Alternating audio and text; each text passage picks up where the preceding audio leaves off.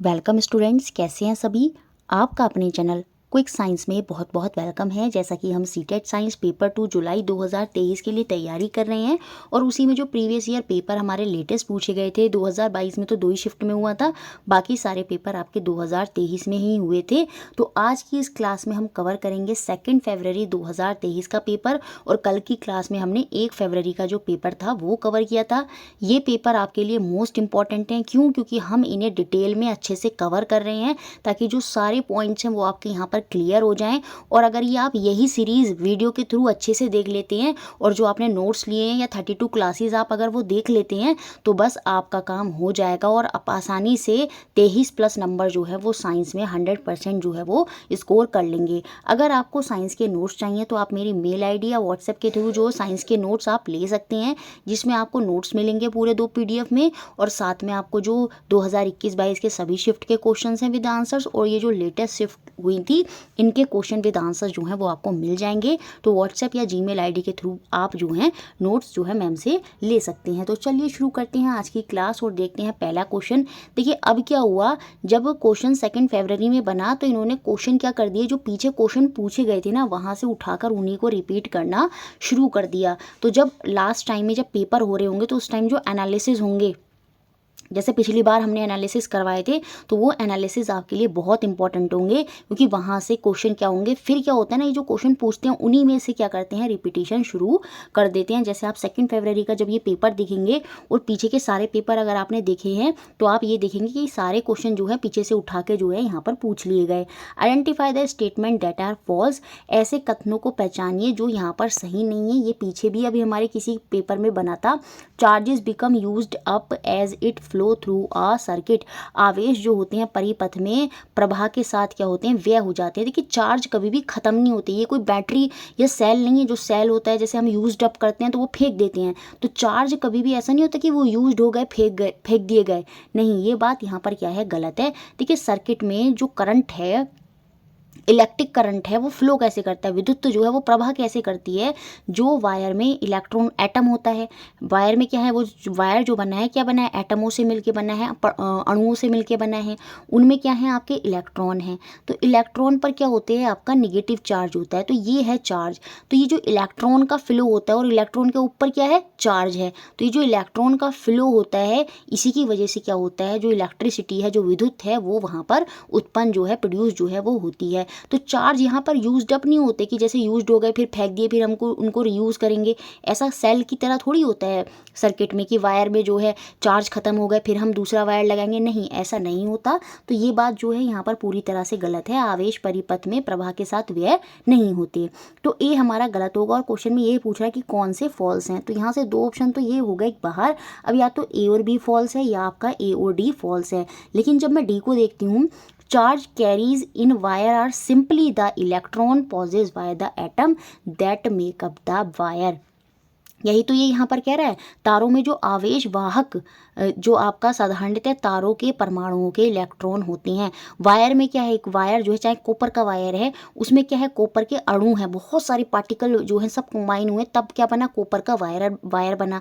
तो ये जो एटम है, अणु है, इसी में क्या होता है, इलेक्ट्रॉन होता है आपका, और उसी इलेक्ट्रॉन पर क्या होता है, वो चार्ज होता है निगेटिव, और उसी के फ्लो से क्या होता है, इलेक्ट्रिसिटी प्रोड्यूस होती है। तो ये जो डी पॉइंट है ये यहाँ पर बिल्कुल सही है, इसको अच्छे से आप याद भी रखेंगे। तो जब डी सही है तो ये ऑप्शन भी यहाँ से बाहर हो गया और हम अपने आंसर पर पहुँच गए कि कौन से स्टेटमेंट यहाँ पर फॉल्स हैं, गलत हैं, वो हैं ए और बी। बी क्या कहता है, charges flow through a circuit at a very high speed. देखिए जो हमारे स्टेटमेंट होता है उसमें हम ये बोलते हैं इलेक्ट्रॉन का प्रभाव होता है, या फिर हम बोलते हैं इलेक्ट्रिक करंट का जो है वहाँ पर प्रभाव होता है through a circuit at a very high speed. Charges को हम नहीं बोलते कि चार्ज फ्लो करता है, चार्ज किसके ऊपर है, इलेक्ट्रॉन के ऊपर है, और फ्लो क्या कर रहा है, इलेक्ट्रॉन जो है वो वहाँ पर फ्लो कर रहा है। इसी वजह से क्या हो गया, ये सेकंड वाला जो स्टेटमेंट है ये भी यहाँ पर गलत होगा। तो ए और बी गलत हो गए, इट मीन्स ऑप्शन नंबर 1 हमारा आंसर है। थर्ड पॉइंट भी हम देख लेते हैं, सी में क्या कह रहा है, ये जो लाइट बल्ब होते हैं ये ट्रांसफॉर्म करते हैं क्या, electric energy of a moving charge into the other form of energy. देखिए जब बल्ब ग्लो करता है तो उसमें जो इलेक्ट्रिकल एनर्जी होती है, ये जो विद्युत ऊर्जा होती है, ये आपकी किस में कन्वर्ट हो जाती है, ये लाइट एनर्जी में, जो प्रकाश है, प्रकाश जो है उस प्रकाश की जो ऊर्जा है उसमें जो है ये कन्वर्ट हो जाती है। तो ये बात भी यहाँ पर सही है, तो ऑप्शन 1 हो गया हमारा answer. Answer. Next question second, ये भी रिपीट करके ही पूछा गया है, पीछे भी इस तरह का एक क्वेश्चन जो है पूछा गया था, उसी से थोड़ा रिलेट करके ये क्वेश्चन है। 2 मिरर हैं ए और बी जो कि राइट एंगल पे हैं। अब आपको बहुत अच्छे से क्लियर हो गया, ये मेरा मिरर ए है और ये मेरा मिरर बी है और दोनों के बीच में कितने डिग्री का कोण बनना है यहाँ पर, ये 90 डिग्री के एंगल पर दोनों हैं। ठीक है। If the ray of light strike mirror A at 30 degree to the normal. अब इस ए मिरर की ये क्या हो गई, हमारी नॉर्मल हो गई। अब यहाँ पर ये कह रहा है अगर प्रकाश की किरण दर्पण ए पे सामान्य से 30 डिग्री पर टकराती है, ये किरण यहाँ पे आई, ये इंसिडेंट रे है, ये आपतन किरण है, ये यहाँ पर आई और इसने एंगल कितना बनाया, 30 डिग्री का एंगल बनाया। तो सीधी सी बात है, अब हम परावर्तन के नियम में angle of law of reflection में हम पढ़ते हैं, जो इंसिडेंट एंगल होता है, जो आपतन कोण होता है, वो परावर्तन कोण रिफ्लेक्टेड एंगल के जो है वो बराबर होता है। तो यहाँ पर ये ए पर आई लाइट 30 डिग्री से टकराई होगी, तो यहाँ से जो वापस जाएगी वो भी किस पर जाएगी, वो 30 डिग्री पर वापस यहाँ से चली जाएगी। तो यहाँ पर मिरर ए में एंगल ऑफ रिफ्लेक्शन कितना होगा, 30 डिग्री यहाँ पर हमें देखने को मिलेगा। फिर उसने बोला कि जब ऐसा प्रोसेस होता है उसके बाद ये मिरर बी में स्ट्राइक करती है, जैसे आप देख रहे होंगे ये यहाँ से आगे बढ़ी लाइट, तो यहाँ पर ये आके मिरर बी पर जो है इधर जाके स्ट्राइक कर गई। फिर ये दर्पण बी से क्या करती है, टकराती है। दोनों दर्पण ए और बी में परावर्तित किरणों के परावर्तन कोण का पता कीजिए। Find the angle of reflection of reflected ray reflected from both mirror A and B. A और बी के दोनों के हमें जो रिफ्लेक्टेड एंगल हैं वो हमें यहाँ पर बताने हैं, परावर्तन कोण जो है वो दोनों के बताने हैं, पहले ए का फिर बी का। तो ए का जो रिफ्लेक्टेड एंगल है, आपने देखा होगा जब इंसिडेंट 30 डिग्री पर हुई है तो रिफ्लेक्टेड एंगल भी कितना होगा, इसका 30 डिग्री होगा और वो हमें फर्स्ट ऑप्शन में दिख रहा है, यहाँ पर 30 डिग्री जो है देखने को मिल रहा है। अब देखिए यहाँ पर ये रे इसके लिए किसका काम करेगी, अगर मैं इसकी नॉर्मल यहाँ खींच लूँ तो, और ये इसकी नॉर्मल ऐसे जा रही थी ये, ठीक है, और यहाँ पर बन गया क्या, ये भी 90 डिग्री का एंगल जो है यहाँ पर बन गया। तो ये 30 डिग्री है, ये 90 डिग्री है। तो सीधी सी बात है, जब मैं एक ट्राइंगल में बात करूँगी कि एक एंगल तो मेरा 30 डिग्री है और एक मेरा यहाँ पर 90 डिग्री है, तो तीसरा एंगल क्या होगा, तीनों का जो सम होता है वो कितना होता है, 180 होता है। तो दो एंगल उसमें जब हम जोड़ेंगे तो कितने हो गए, 120 हो गए। तो वो ये बचा हुआ जो एंगल है ये कितना हो जाएगा, 60 डिग्री। तो जो अभी ये रिफ्लेक्टेड रे थी वो दूसरे मिरर के लिए क्या काम कर रही है, इंसिडेंट रे का काम कर रही है, और ये एंगल यहाँ पर हमने निकाल लिया, कितना हो गया, ये 60 डिग्री हो गया ट्राइंगल के नियम को लगाकर। जब ये इसके लिए जो इंसिडेंट आपतन किरण का काम कर रही है तो यहाँ से ये वापस निकलेगी, किसकी तरह काम करेगी, रिफ्लेक्शन की तरह काम करेगी, और ये रिफ्लेक्टेड एंगल जो परावर्तन कोण है मिरर बी के लिए वो कितना हो जाएगा, वो 60 डिग्री हो जाएगा। तो इस तरह से ऑप्शन 1 हमारा यहाँ पर आंसर हो गया, 30 डिग्री एंड 60 डिग्री रेस्पेक्टिवली। मुझे लगता है अच्छे से क्लियर हो गया होगा, और क्लियर नहीं भी हुआ है तो एक बार आप कमेंट बॉक्स में बता देंगे, जब मैं प्रैक्टिस सेशन कराऊंगी वहाँ पर एक बार फिर से बता दूंगी, या आप इसको पॉज करके फिर से पीछे से जाके इसको एक बार और अच्छे से देखें। नेक्स्ट क्वेश्चन 3, ये भी रिपीट करा हुआ है, पीछे भी क्वेश्चन बना था। Which material would you choose to wrap a box of ice cream to prevent it from melting in summer at 30 degree Celsius and in winter at 3 degree Celsius. गर्मियों में 30 डिग्री के सेल्सियस और सर्दियों में 3 डिग्री सेल्सियस पर ice cream को पिघलने से बचाने के लिए आप किस सामग्री का चयन करेंगे। तो हम दोनों ही केस में, दोनों ही मामलों में किसका यूज़ करेंगे, ब्लैंकेट जो कंबल है उसका प्रयोग करेंगे। ब्लैंकेट को जब आइसक्रीम से रैप कर देते हैं तो ब्लैंकेट क्या करता है, हवा को अपने अंदर क्या कर लेता है, ट्रैप कर लेता है। जो क्या कर लेता है, उसमें एक इंसुलेटर, ये जो हवा ट्रैप होती है ये इसमें इंसुलेटर की तरह उसको रोकने की तरह काम करती है। तो बाहर की जो गर्म हवा है वो अंदर तक नहीं आ पाती और जिससे आइसक्रीम क्या होता है, वो पिघलती नहीं है। इसी वजह से ब्लैंकेट का प्रयोग यहाँ पर किया जाता है, और अंदर की जो कोल्ड एयर है वो भी बाहर नहीं जाती, तो इसी वजह से हम ब्लैंकेट जो है वहाँ पर यूज़ करते हैं। तो ऑप्शन नंबर 2 जो है वो हमारा आंसर है। नेक्स्ट क्वेश्चन 4, बहुत ही अच्छा, बहुत ईजी क्वेश्चन है। डिस्टेंस टाइम का एक ग्राफ है जिसमें मोशन ऑफ 2 कार दिखाए गए हैं ए और B, which are in the form of straight line. दूरी समय आरेख है, 2 कार ए और बी गति एक सीधी रेखा में निरूपित जो है यहाँ पर की गई है। जैसे ये डिस्टेंस टाइम ग्राफ है तो नीचे टाइम होगा, ऊपर डिस्टेंस होगा, तो सीधी रेखा में यहाँ पर निरूपित किए गए हैं। और साथ में ये भी बताया गया है, on the graph is steeper for A as compare to B. यहाँ पर साफ साफ लिखा है, यदि आरेख पर बी की तुलना में ए की रेखा जो है वो अधिक ऊंची है, ए मतलब ज़्यादा ऊंचा है और बी ऐसे है, तो हमें इस केस में बताना है ये ग्राफ क्या इंडिकेट कर रहा है। तो जब ए ज़्यादा ऊंचा है तो ये ए की लाइन है, और ये बी की लाइन है, दोनों स्ट्रेट लाइन है। यहाँ पर कैसी लाइन है, दोनों यहाँ पर अगर हम देखें दोनों की दोनों हमारी स्ट्रेट लाइन है। लेकिन यहाँ पर आप एक चीज़ देखेंगे, ये जो कार बी है इसने देखिए मैक्सिमम यहाँ पर इतना डिस्टेंस कवर किया, सपोज़ ये 5 किलोमीटर का डिस्टेंस कवर किया इतने टाइम में, ठीक है। सपोज़ ये 5 ही घंटे हैं, मैं मान लेती हूँ, तो 5 घंटे में 5 किलोमीटर का डिस्टेंस कवर किया। सेम इसी ने क्या किया, अगर मैं इसको थोड़ा और बढ़ा दूँ, यहाँ तक ही ले आऊँ, ये यहाँ तक कर दूँ और इसको लाइन को लंबा कर दूँ ऐसे, तो देखिए ये भी क्या कर रही है, ये 5 ही घंटे में जो कार ए है इसकी अगर मैं लाइन यहाँ करूँ तो ये भी 5 घंटे पे आ जाएगी। यहाँ पर ये 5 घंटे में सपोज़ ये यहाँ आ रही है, मतलब ये 5 घंटे में सपोज़ मैंने मान लिया ये 8 किलोमीटर कवर कर रही है। तो किसकी स्पीड ज़्यादा है, सीधी सी बात है, जो पहले है, जो ऊंचाई पर है उसकी स्पीड ज़्यादा है, क्योंकि उसने उतने ही समय में ज़्यादा डिस्टेंस जो है कवर किया है। उसका ग्राफ देखेंगे तो ऊँचा बैठ रहा है और यहाँ पर ग्राफ देखेंगे तो नीचे बैठ रहा है। तो उसने उतने ही टाइम में कम दूरी और उसने उतने ही टाइम में ज़्यादा दूरी कवर की है। तो यहाँ से हम साफ साफ कह सकते हैं ऑप्शन नंबर सेकंड को देखकर कि डिस्टेंस ट्रेवल बाय ए जो है वो ग्रेटर है than distance travel by B. लेकिन अगर देखिए अगर मैं यहाँ पर सही से देखूं, क्योंकि हम डिस्टेंस टाइम ग्राफ में किसकी बात करते हैं, हम स्पीड की बात करते हैं, तो यहाँ पर हम स्पीड को कंसिडर करेंगे। Speed of A is greater than speed of B. Option number 1 यहाँ पर सही होगा, क्योंकि डिस्टेंस टाइम में जो स्ट्रेट लाइन बनती है, याद रखेंगे ये डिस्टेंस है ये टाइम है, तो उसमें जो स्ट्रेट लाइन बनती है वो किसको रिप्रेजेंट करती है, वो स्पीड को रिप्रेजेंट करती है। तो यहाँ पर स्पीड ऑफ ए जो है वो ज़्यादा है as compare to speed of B. तो ऑप्शन नंबर 1 जो है वो हमारा यहाँ पर आंसर होगा, ना कि option number second. Next question देखते हैं, फिफ्थ। बहुत इजी क्वेश्चन है और अब तो आपको ये क्वेश्चन जो है बहुत ही अच्छे से आपके माइंड में सेट हो गए होंगे। ये जो डेंसिटी वाले क्वेश्चन आते हैं, घनत्व वाले, कि कौन सी वस्तु पानी में डूबेगी और कौन सी वस्तु पानी में नहीं डूबेगी। एक टेबल यहाँ पर दिया है जिसमें हमें मरकरी, कॉर्न ऑयल और कॉपर तीनों की क्या दे रखी है, जो डेंसिटी है, जो घनत्व है, वो हमें क्वेश्चन में दे रखा है।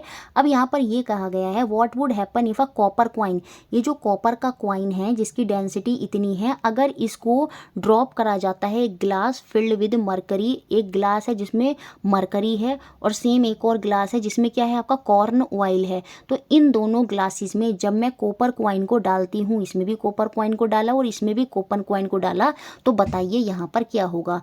अब देखिए जो कॉपर है इसकी डेंसिटी कितनी है, 8960, लेकिन मरकरी की डेंसिटी कितनी है, 13550। तो इसकी मरकरी जो है, जो इस ग्लास में मरकरी थी उसकी डेंसिटी, उसका घनत्व ज़्यादा है, इसका मतलब वो भारी है। और जब वो भारी है और यहाँ पर ये कॉपर जो है इसका घनत्व डेंसिटी कम है, तो ये हल्का है। और जब ये हल्का है इस मरकरी से, तो इट मीन्स ये पानी में क्या करेगा, ये तैरेगा, ये पानी में डूबेगा नहीं, सिंक नहीं करेगा, ये पानी में फ्लोट करेगा मरकरी के केस में। अब मैं कॉर्न ऑयल की बात करूं तो यहाँ पर जो इसकी डेंसिटी है वो केवल 900 है, यहाँ पर इसकी डेंसिटी बहुत कम है, जबकि कॉपर की डेंसिटी कितनी है, 8960। तो यहाँ पर जब कॉपर की डेंसिटी ज़्यादा है, इट मीन्स कॉपर क्या होगा, वो ज़्यादा भारी है, उसका मास ज़्यादा है, क्योंकि जो घनत्व, जो डेंसिटी होती है वो क्या होता है, मास अपॉन वॉल्यूम, द्रव्यमान बटे आयतन। तो जब मास ज़्यादा तो डेंसिटी ज़्यादा, तो यहाँ पर इसका मास इट मीन्स ज़्यादा है, ये ज़्यादा भारी है कॉर्न ऑयल से। और जब ये कॉपर कॉइन ज़्यादा भारी है तो ये क्या करेगा, ये कॉर्न ऑयल में क्या होगा, डूब जाएगा, सिंक कर जाएगा। तो यहाँ पर इसके अकॉर्डिंग हमारा आंसर कौन सा होगा, ऑप्शन नंबर 3। ये जो कॉपर का क्वाइन है ये फ्लोट करेगा मरकरी में, मरकरी में ये तैरेगा और सिंक करेगा, डूब जाएगा किसमें, आपका कॉर्न ऑयल में। सेम ऐसे हिंदी में पारे पर तैरेगा, परंतु मक्के के तेल में क्या होगा, ये यहाँ पर डूब जाएगा। हिंदी में भी वही है, मैंने घनत्व पूरा अच्छे से वहाँ पे एक्सप्लेन कर दिया, तो हिंदी में भी कोई डाउट यहाँ पर नहीं होना चाहिए। आप जो है इसको भी यहाँ पर भी देख सकते हैं पॉज करके। नेक्स्ट क्वेश्चन देखते हैं, क्वेश्चन नंबर 6। बहुत ईजी क्वेश्चन है, बहुत बार इस तरह का क्वेश्चन बना है और आगे भी 100% ये क्वेश्चन बनने ही बनने हैं। तो यहाँ पर जो करेक्ट स्टेटमेंट है उसको हमें देखना है और चूज करना है। कथनों पर विचार कीजिए और सही विकल्प का चयन करिए। असर्शन, अभिकथन यहाँ पर क्या दिया है कि जब आयाम ज़्यादा होता है तो सीधी सी बात है साउंड जो होती है वो लाउडर होती है। कंपन का आयाम जितना अधिक होगा ध्वनि उतनी ही उच्च होगी, ये बात बिल्कुल सही है। और याद रखेंगे कि एम्पलीट्यूड का जो रिलेशन होता है वो लाउडनेस से होता है। ये दोनों पॉइंट बहुत ही इंपॉर्टेंट है कि एम्पलीट्यूड का रिलेशन किससे है, लाउडनेस से है। तो असर्शन यहाँ पर सही है। रीज़न इसके पीछे क्या दिया है, higher the frequency of vibration higher the pitch. देखिए कंपन की आवृत्ति जितनी ऊंची होती है तारत्व उतना ही ऊंचा होता है, ये बात भी यहाँ पर सही है। ये भी एक स्टेटमेंट ही है, ना कि इसका रीज़न। दोनों अलग अलग स्टेटमेंट हैं। बी यहाँ पर एक ही कोई एक्सप्लेनेशन नहीं कर रहा, दोनों अपना अलग अलग स्टेटमेंट है कि फ्रिक्वेंसी आवृत्ति जितनी ज़्यादा होती है हमको पता है आवाज़ जो होती है वो उतनी ही बारीक होती है, उसकी पिच जो होती है तारत्व जो होता है वो उतना ही ऊंचा होता है। जैसे बर्ड कोयल जो होती है उसकी पिच बहुत हाई होती है, क्योंकि उसकी आवाज़ में क्या होता है बारीकपन होता है, श्रिलनेस होती है, और उसी वजह से उसकी फ्रीक्वेंसी भी क्या होगी वहाँ पर हायर होगी, और उसी वजह से पिच वहाँ पर हायर होगी। तो दोनों बातें यहाँ पर सही हैं, लेकिन रीज़न जो है उसका असर्शन से, कारण जो है उसका अभिकथन से कोई कनेक्शन नहीं है। इस वजह से ऑप्शन नंबर सेकेंड यहाँ पर आंसर होगा। अभिकथन और कारण दोनों के दोनों सही करेक्ट हैं, लेकिन जो रीज़न है वो यहाँ पर नॉट अ करेक्ट एक्सप्लेनेशन, वो अभिकथन की सही व्याख्यान नहीं कर रहा है। तो ऑप्शन सेकेंड हुआ हमारा। नेक्स्ट क्वेश्चन देखते हैं, question number 7। Mili took a deflated balloon and put it on the mouth of a glass bottle. Mili एक पिचके हुए गुब्बारे को लेती है और उसे, ये देखिए कांच की जैसे इस तरह से बोतल होगी, इस बोतल पे क्या करती है, इस गुब्बारे को ये वहाँ पर लगा देती है। वहाँ वह उस कांच की बोतल को खौलते या उबलते पानी के पात्र में रख देती है। फिर उसके बाद क्या करती है, इस बोतल को वो एक गर्म पानी में, खौलते हुए पानी में इस बोतल को रख देती है।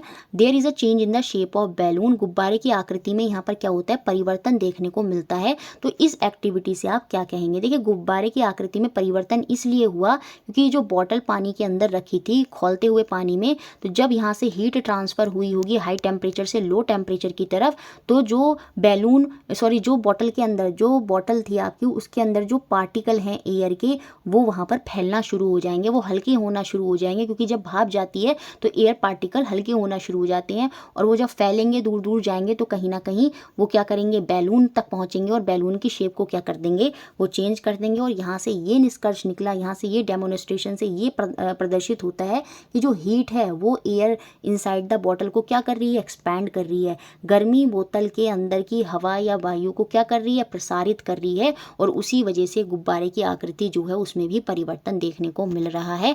तो ऑप्शन नंबर 4 जो है वो यहाँ पर बिल्कुल सही होगा, क्योंकि पार्टिकल वहाँ पर हल्के हो गए जिससे वो फैलेंगे, तो वहाँ पर एयर जो है वो एक्सपैंड कर रही है, फैल रही है वहाँ पर, और उसी की वजह से ऐसा क्या हो रहा है कि गुब्बारे की शेप वहाँ पर चेंज हो रही है। सेम ऐसा ही होता है जो रेल की पटरियाँ होती हैं उनके बीच में भी गैप रखा जाता है, क्योंकि गर्मियों में क्या होती हैं, उनके जो पार्टिकल हैं वो फैलते हैं, एक्सपैंड करते हैं। हीट पड़ने पर पार्टिकल एक्सपैंड करेंगे, फैलेंगे, और इस वजह से उसमें गैप इसलिए होता है ताकि जब वो फैलें तो वो आसानी से उस गैप में फिल हो जाएं, और जब वापस से फिर से ठंडा है तो वो फिर से अपनी जगह पर ही चले जाएं।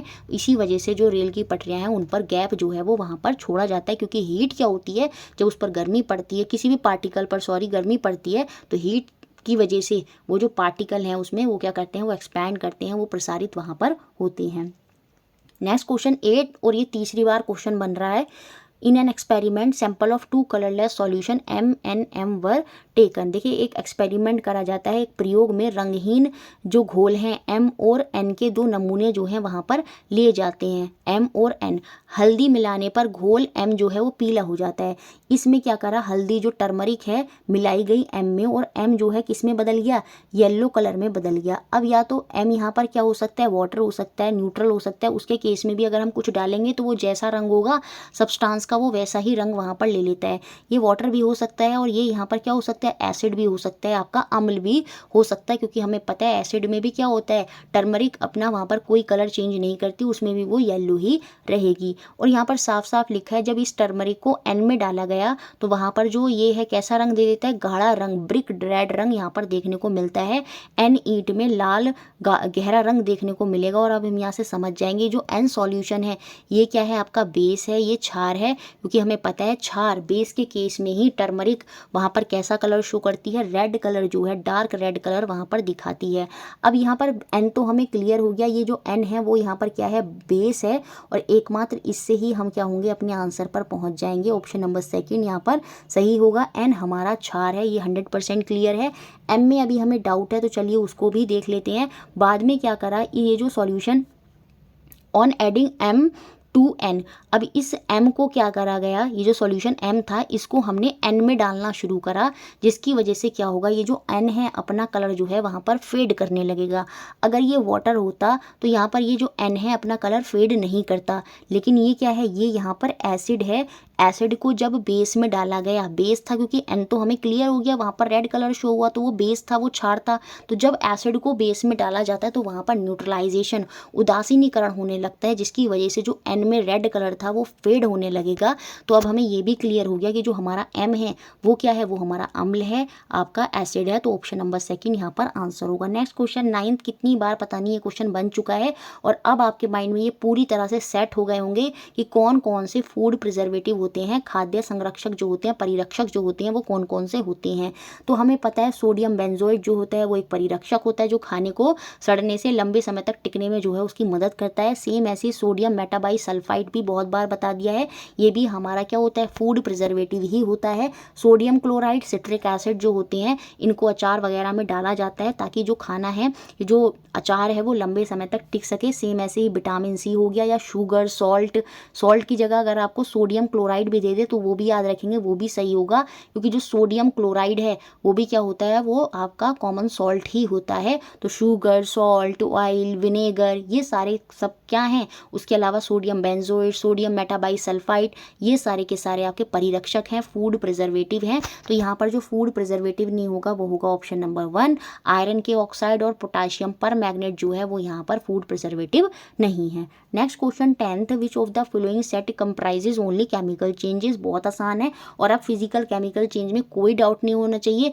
वीडियो को पॉज करें सारे बच्चों और खुद से इसका आंसर सेलेक्ट करने की कोशिश करें कि यहाँ पर क्या आंसर हो सकता है, क्योंकि ये क्वेश्चन आपको 2023 में देखने को 100% मिलेगा। इस तरह का रासायनिक परिवर्तनों को यहाँ पर छांटना है। आप वीडियो पॉज कर लें और उसके बाद सेलेक्ट कर लें और फिर यहाँ पर इसको देखें। देखिए, अगर मैं पहले ऑप्शन को देखती हूँ तो यहाँ पर अगर मैं देखूँ बॉइलिंग ऑफ ऑयल, ऑयल को उबालना, यहाँ पर क्या हो जाएगा, एक फिजिकल चेंज है। सिर्फ हम उसको क्या कर रहे हैं, गर्म कर रहे हैं, उसकी प्रकृति में परिवर्तन कर रहे हैं। ऐसे ही ब्रेकिंग ऑफ मड, जो मग है उसका टूटना, जो मग है, सॉरी मड नहीं है, मग है, मग अगर टूट जाता है वो टुकड़ों में टूट जाएगा, वहाँ पर कोई नया सब्सटेंस नहीं बना। पहले मग की शेप दूसरी थी और यहाँ पर मग की क्या हुई, अब शेप जो है वो चेंज हो गई है। तो शेप चेंज होना, कलर चेंज होना या उसकी अवस्था में परिवर्तन आना, ये सारे के सारे क्या होते हैं, ये फिजिकल चेंज होते हैं, ये भौतिक परिवर्तन होते हैं। तो हमें केमिकल चेंज वाले ढूंढने थे, ये ऑप्शन यहाँ से बाहर हुआ। सेम ऐसे ही कटिंग ऑफ पेपर, पेपर का काटना, यहाँ पर हमने उसकी शेप को चेंज कर दिया है, ना कि कोई नया सब्सटेंस बना है या कोई केमिकल रिएक्शन हुई है, तो इस वजह से ये भी फिजिकल चेंज है, तो ये ऑप्शन भी बाहर हो गया। सेम अगर मैं थर्ड ऑप्शन में देखूँ, मिक्सिंग इंक इन वाटर, जल में स्याही को मिलाना, सिंपली क्या है, ये फिजिकल चेंज है, जल का वहाँ पर कलर चेंज हो जाएगा। तो यहाँ पर कोई ऐसा नहीं है कि नया सब्सटेंस वहाँ पर बना है, तो ये भी ऐसे ही यहाँ पर ब्रेकिंग ऑफ एग, अंडे का तोड़ना, अंडा टूट गया है तो यहाँ पर कोई नया सब्सटेंस नहीं बना है, कोई केमिकल रिएक्शन नहीं हुई है, तो ये भी फिजिकल भौतिक परिवर्तन जो है होगा। तो यहाँ पर जो हमारा आंसर होगा वो ऑप्शन नंबर 4 होगा। जंक, आयरन पे अगर लोहे पर जंग लग जाती है ऑक्सीजन और नमी की प्रेजेंस में, वो वापस, एक तो वापस प्राप्त नहीं हो सकता और ऊपर से वहाँ पर केमिकल रिएक्शन हुई है आयरन की, किससे, ऑक्सीजन से और नमी से, H2O से वहाँ पर रिएक्शन हुई है। बर्निंग ऑफ पेपर, सेम ऐसी पेपर जल के राख में बदल जाता है, वहाँ पर रिएक्शन हुई है और वो राख वापस पेपर नहीं बन सकती, वो इनरिवर्सिबल है। तो बर्निंग, कागज़ का जो जलना है वो भी आपका केमिकल चेंज होता है। सेम ऐसे कुकिंग ऑफ फूड, वहाँ पर फूड जो होता है रो अलग होता है, बनने के बाद जो है वहाँ पर नया सब्सटेंस वहाँ पर बन जाता है। तो भोजन पकना भी याद रखेंगे, आपका केमिकल चेंज, रासायनिक परिवर्तन में आता है। तो ऑप्शन 4 यहाँ पर हमारा आंसर है। नेक्स्ट क्वेश्चन देखते हैं, question number 11, consider the statement given below and choose the correct option. कथनों पर विचार कीजिए और सही विकल्प का चयन जो है वो हमें यहाँ पर करना है। अभिकथन, असर्शन हमें यहाँ पर क्या दिया है, if an iron blade is put in a blue copper sulphate solution. ये बहुत बार रिएक्शन पूछी जा चुकी है और प्रीवियस जब हम क्वेश्चन कर रहे थे अभी और वहाँ पर भी ये बार बार पूछी गई है, तो इसको तो आप अच्छे से रट लीजिए। ये जो आयरन है, आयरन क्या है, Fe है, ये जब डाला जाता है किस सॉल्यूशन में, copper, CuSO4, copper CuSO4 copper sulphate के सॉल्यूशन में। और ये जो कॉपर सल्फेट का सॉल्यूशन होता है, याद रखेंगे ये कैसे कलर का होता है, ये ब्लू कलर का होता है। और ये हमें एनसीईआरटी में जो जहाँ पर डिस्प्लेसमेंट रिएक्शन का टॉपिक है, विस्थापन अभिक्रिया जो मेटल नॉन मेटल में मिलती है, वहाँ पर से ही ये जो है क्वेश्चन उठाकर वहाँ से बना गया है। तो याद रखेंगे जो कॉपर सल्फेट होता है इसे हम नीला तोता, ब्लू कलर का ये होता है। अब यहाँ पर आयरन की जो नेल है, ब्लेड है, जब इसमें डाला जाता है तो copper will get deposited over the iron blade. ये जो यहाँ पर है रिएक्शन होगी। अब देखिए रिएक्शन क्यों होगी, क्योंकि मैंने आपको बताया है विस्थापन अभिक्रिया में, डिस्प्लेसमेंट रिएक्शन में, कि अगर सिंगल मेटल, यहाँ पर सिंगल मेटल क्या है, आयरन है, वो कॉपर में पड़े सॉल्यूशन में जो मेटल है कॉपर है, अगर ये कॉपर से ज़्यादा रिएक्टिव है, सीधी सी बात है, आयरन जो होता है कॉपर से ज़्यादा रिएक्टिव है। जब आप नोट्स में रिएक्टिविटी सीरीज़ देखेंगे या 32 क्लासेस में भी मैंने आपको रिएक्टिविटी सीरीज़ या नेट पर भी आप सर्च करेंगे तो रिएक्टिविटी सीरीज़ जब आप देखेंगे तो आयरन उसमें ऊपर होता है और कॉपर तो काफ़ी नीचे होता है, तो कॉपर बहुत लेस रिएक्टिव होता है। तो यहाँ पर रिएक्शन होगी और डिस्प्लेसमेंट रिएक्शन की वजह से यहाँ पर FeSO4 बनेगा और यहाँ पर जो कलर है ब्लू से वो किस में चेंज हो जाता है, ये भी आप याद रखेंगे, वो ग्रीन में जो है यहाँ पर चेंज हो जाता है। तो यहाँ पर जो अभिकथन है, असर्शन है, वो बिल्कुल सही है। अगर एक लोहे के ब्लेड को नीले कॉपर सल्फेट के घोल में डाला जाता है तो जो तांबा है वो लोहे के ब्लेड पर जमा हो जाएगा, क्योंकि कॉपर जो है वहाँ पर अलग हो गया और वो जाकर जो है तांबा के ब्लेड पे जो है चिपक जाएगा। और जो सॉल्यूशन जो पहले कॉपर सल्फेट का था, अब वो सॉल्यूशन किसका बन जाएगा, FeSO4, वो अब आयरन सल्फेट का सॉल्यूशन जो है वहाँ पर बन जाएगा। क्यों हुआ ऐसा, असर्शन का रीज़न देखते हैं क्या वो सही दिया है। The reactivity of iron is greater than that of copper, बिल्कुल सही बात है। तांबे की तुलना में जो लोहे की अभिक्रियाशीलता है वो अधिक है, hence copper is displaced from the copper sulphate solution. इसी वजह से क्या हुआ, कॉपर सल्फेट के घोल में से जो कॉपर है उसे हिंदी में तांबा बोलते हैं, तांबा जो है वहाँ से विस्थापित हो गया। अब देखिए रीज़न यहाँ पर बिल्कुल सही दिया है, असर्शन भी सही है और रीज़न जो है असर्शन की सही व्याख्यान कर रहा है। तो ऑप्शन नंबर 1 जो है वो यहाँ पर सही होगा। दोनों अभिकथन और कारण दोनों सही हैं और वो उसकी सही एक्सप्लेनेशन व्याख्यान भी कर रहा है। अभी इसकी जगह रीज़न ये लिखा होता, the reactivity of iron is less than copper, तो याद रखते उस केस में हमारी असर्शन ट्रू हो जाती और रीज़न जो है वो फॉल्स हो जाता। तो ऑप्शन 3 जो है उस केस में आंसर होता। तो क्वेश्चन को बहुत ध्यान से पढ़ना है और अच्छे से जो है वहाँ पर एग्जाम में करना होगा। देखिए कोई शॉर्ट ट्रिक नहीं होती, चीज़ों को समझना ही होगा, क्योंकि एग्ज़ाम में प्रेशर ऐसा होता है कि जैसे मैं यहाँ तो बता रही हूँ तो बहुत इजीनेस मेरे को लग रही है, लेकिन अगर मैं खुद एग्ज़ाम में दूंगी ना तो वहाँ पर मैं भी थोड़ा सा पैनिक कर जाऊँगी। एग्ज़ाम की सिचुएशन घर की सिचुएशन से बहुत अलग होती है, कोई तुक्का नहीं होता है। चीज़ों को अगर आप डीपली समझ लेंगे तभी जो है एग्ज़ाम में उन्हें अच्छे से कर पाएंगे। तो एक एक चीज़ को अच्छे से समझें साइंस में और फिर वहाँ पर उनको कोशिश करें करने की, और बहुत आसानी से आप जो है जब चीज़ें आपको समझ में पहले से ही आती होंगी तभी आप उनको कर पाएंगे। तो यही जो है आपकी टेक्निक साइंस में होनी चाहिए। नेक्स्ट क्वेश्चन देखते हैं, question number 12, zinc powder is added to dilute hydrochloric acid in a test tube. अब देखिए बच्चे क्या होते हैं ना, इस क्वेश्चन को पूछने का तरीका अलग कर लिया तो बच्चे सोचते हैं ये पढ़े हुए में से नहीं आया, नोट्स में से नहीं आया, सब कुछ वहीं से है। हम जब नोट्स में पढ़ते हैं तो वहाँ पर आपको लिखा मिलेगा मेटल नॉन मेटल वाले चैप्टर में, जब हम मेटल की रिएक्शन एसिड से कराते हैं तो वहाँ पर क्या बनते हैं, मेटल के सॉल्ट वहाँ पर हमें देखने को मिलता है और साथ में जो हाइड्रोजन गैस है पॉप ध्वनि के साथ वहाँ पर रिलीज होती है। तो ये चीज़ यही, तो यहाँ पर ये भी तो यही कह रहा है, जिंक क्या है आपका मेटल है और ये हाइड्रोक्लोरिक एसिड क्या है आपका अम्ल है। तो जब मेटल की रिएक्शन हाइड्रोक्लोरिक एसिड से हुई तो सीधी सी बात है वहाँ पर मेटल का सॉल्ट और हाइड्रोजन गैस जो है वहाँ पर रिलीज होगी। तो यही यहाँ पर पूछ रहा है what is expected to happen, तो क्या होना अपेक्षित है, हाइड्रोजन गैस जो है पॉप ध्वनि के साथ यहाँ पर उत्सर्जित होगी। तो ए तो पक्का आएगा और जब ए पक्का आएगा तो ये दोनों ऑप्शन हो गए यहाँ से बाहर। अब या तो ए और बी सही है या ए और डी है सही है।